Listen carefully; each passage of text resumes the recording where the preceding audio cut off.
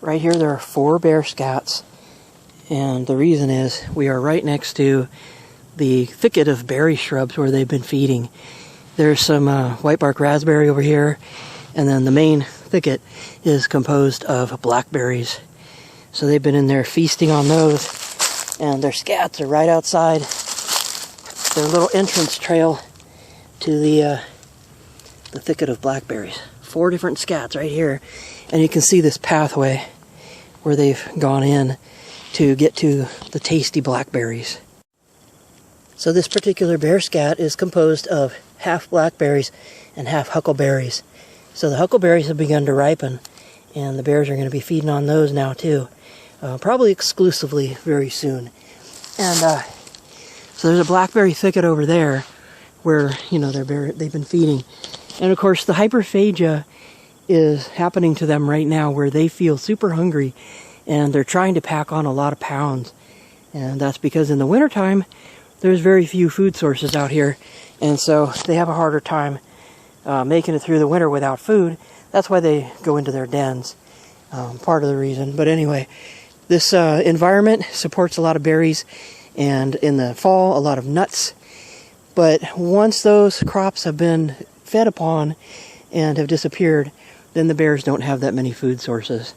So right now they need to eat as much as they can and gain weight for the long winter ahead.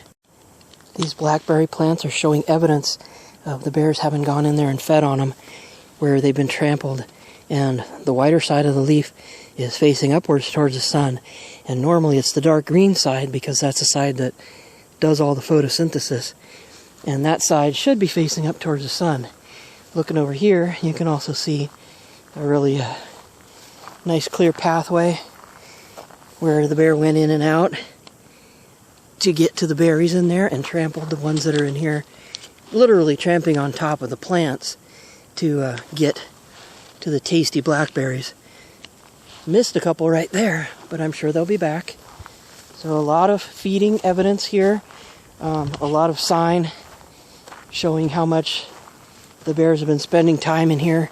This is all trampled down flat right here. There's just a little trough in the middle here where the bears trampled their way in there to get to the tasty, delicious blackberries. So they also open this up by trampling it like that, and then the deer and other animals can get in there as well. But this was opened up by the bears. So in this case, the bear has been eating several things. Most notably, there are these right here. Those are parts of wasps right here. That's the body of a wasp, ground nesting, probably yellow jacket. And the rest of this is berry seeds. But you can see little wasp bodies interspersed throughout this scat. So this bear dug up and ate a wasp nest. They're not worried about the stings. They just dig them up and they eat them. It's a really good protein source for bears. There's a regular bear trail that comes through here, and you can see it worn through the grass right here. And you can see that this particular shrub was broken off right up there. That was done earlier in the season by a bear. Now this shrub right here is in the middle of the bear's trail, and it's bent over like this, been damaged. So the reason is the bears have been straddle marking on this shrub here. This is a Cyanothos, California lilac. Look at the broken branches here, and particularly how it's bent in this direction. So what happens is the bears straddle it, walk over it, and as they do that, branches get broken off in the direction that the bear straddled it. So the shrub was bent over towards the right on your screen there. And see how the base is broken right here? I didn't do that. That's not a fresh break. So this was... Let's get the camera to focus. Focus, camera. Anyway, this right here, I have to put my hand behind it for the camera to focus. There you go. So there's the break where this was broken as the bear straddled it and bent it over. So this was more of a brittle type of wood, and it didn't survive the straddling by the bear as well as some other shrub species out here do.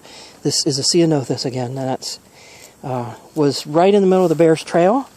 You can see the pathway here pretty well worn, and it's well worn on the other side, but the bear steps right over this and straddles it and has damaged this shrub, which may or may not survive. I think the branch on the left will survive. The one on the right is struggling because it's got broken off at the base.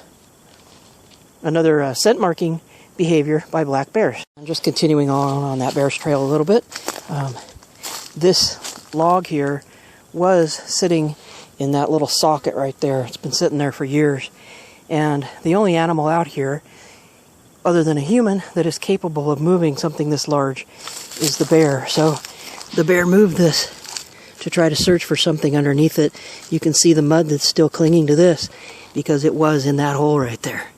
So yeah, the bear moved that aside to see what was under it, probably to look for ants or whatever else may have been nesting under there. So this is the trail just beyond where that log was, and you can see the very well-worn pathway here where each footstep has been used as the bears go back and forth through here. This doesn't appear to have been done by the bear. This is the kind of damage you expect from a pileated woodpecker. Bears make a lot more of a mess than this. This was a pileated woodpecker looking for ants, probably carpenter ants in that log right there. This particular bear was eating the evergreen huckleberries over here. And then over here, this half of the scat seems to be all parts of a wasp nest. So if you zoom in, you can actually see the exoskeletons of the wasps that are incorporated into this scat. So not only did the bear find a nice protein source in those wasps, here's an actual whole one that came right through the bear. Look at that, an entire wasp came through the bear. So this guy found a lot of protein. And that's this part here that was made out of the wasp nest. Oh, camera's not focusing. There, that's better. Okay, so protein here and a little fruit over there. Nice balanced diet. If you're in bear country and you ever want to know what kind of fruit is ripe at the current time, look for the bear scats. Because this bear scat is composed exclusively of the seeds of blackberries. And in this case, I have a species called the Armenian blackberry, which is not native to California where I'm filming this, but it is all over here, and the bears love to feast on this stuff. Now, bear scats, when they're feasting on berries, their scats are going to be almost exclusively that, and berries have a lot of juice. And oddly enough, the juice tends to go right through the bear and comes out. So sometimes you'll find deposits of juice near the bear scats. And that's also a good indicator that it's a fairly fresh scat, although this one is starting to turn color on top. Because as the scats age and get rained on, that deposit of juice is going to get washed away. Here's another bear scat that is, again, exclusively blackberries, blackberry seeds. And they are packing on the pounds right now because it is late summer, soon to be fall, and the bears are in a stage called hyperphagia, where they're just going to be going around eating as much as they can. The next thing that they're going to be focusing on is these evergreen huckleberries.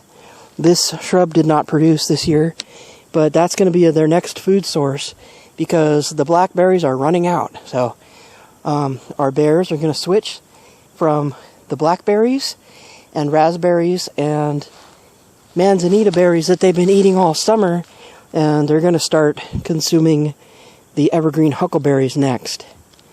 So that's just a little look at a black bear scat and how you can tell what fruits are ripe in your area by examining black bear scats. Hope you enjoy.